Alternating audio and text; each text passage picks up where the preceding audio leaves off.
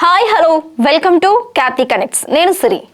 దేశ రాజధాని ఢిల్లీ ఇప్పుడు అగ్నిగుండాన్ని తలపిస్తుంది. ఎటు చూసినా ఆందోళనలు, అడుగడుగునా బారికేడ్లు, మోహరించిన పారా మిలిటరీ బలగాలతో ఢిల్లీ వీధులు రణరంగాన్ని తలపిస్తున్నాయి.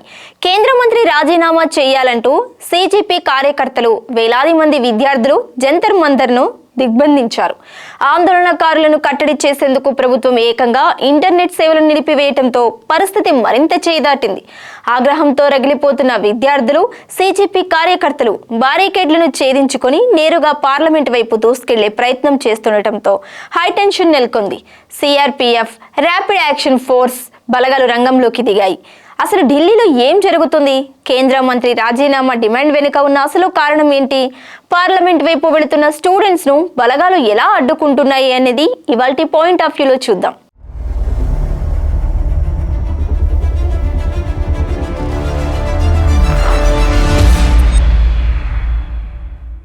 నిన్నటి వరకు సైలెంట్ గా ఉన్న ఢిల్లీ ఒక్కసారిగా బగ్గుమంది. వివాదంలో చిక్కుకున్న కేంద్ర మంత్రి తక్షణమే రాజీనామా చేయాలంటూ సిజెపి కార్యకర్తలు ఇచ్చిన పిలుపుతో జంతర్ మంతర్ వద్దకు వేలాదిగా ఆందోళనకారులు పోటెత్తారు. కేంద్ర ప్రభుత్వానికి వ్యతిరేకంగా పెద్ద ఎత్తున నినాదాలు చేస్తూ రోడ్లపై బైఠాయించారు. కేంద్ర మంత్రి తన పదవికి రాజీనామా చేసే ప్రసక్తే లేదని, ఈ ఆందోళన ఇంతటితో ఆగేది లేదని సిజెపి నేతలు ప్రభుత్వానికి స్ట్రాంగ్ అల్టిమేటం జారీ చేశారు. నలుమూలల నుంచి విద్యార్థులు సైతం ఈ ఆందోళనకు మద్దతుగా జంతర్ మంతర్ కు చేరుకోవడంతో పరిస్థితి ఉద్రిక్తంగా మారింది. ఆందోళన తీవ్ర రూపం దాల్చుతుండటం, సోషల్ మీడియా ద్వారా మరింత మంది జనం గుమిగూడే ప్రమాదం ఉండటంతో ప్రభుత్వం సంచలన నిర్ణయం తీసుకుంది. జంతర్ మంతర్ పరిసర ప్రాంతాలలో ఇంటర్నెట్ సేవలను పూర్తిగా నిలిపివేసింది. ఈ నిర్ణయం అగ్నికి ఆజ్యం పోసినట్లయింది. ఇంటర్నెట్ కట్ అవడంతో విద్యార్థులు తీవ్ర ఆగ్రహానికి గురయ్యారు. మా గొంతు నొక్కుతారా అంటూ రెచ్చిపోయిన ఆందోళనకారులు జంతర్ మంతర్ నుంచి నేరుగా పార్లమెంట్ కు వెళ్లే రోడ్డును దిగ్బంధించారు. బారికేడ్లను తోసుకుంటూ పార్లమెంట్ ముట్టడికి యత్నించడంతో పోలీసులు అప్రమత్తమయ్యారు. పార్లమెంటుకు ముప్పు పొంచి ఉందన్న నిఘా వర్గాల హెచ్చరికలతో ఢిల్లీ పోలీసులు హై అలర్ట్ ప్రకటించారు. సాధారణ పోలీసులతో ఈ ఆందోళనను కంట్రోల్ చేయడం కష్టమని భావించిన కేంద్ర హోంశాఖ ఏకంగా సిఆర్పిఎఫ్, ర్యాపిడ్ యాక్షన్ ఫోర్స్ తో పాటు ప్రత్యేక పోలీస్ బలగాలను రంగంలోకి దించింది.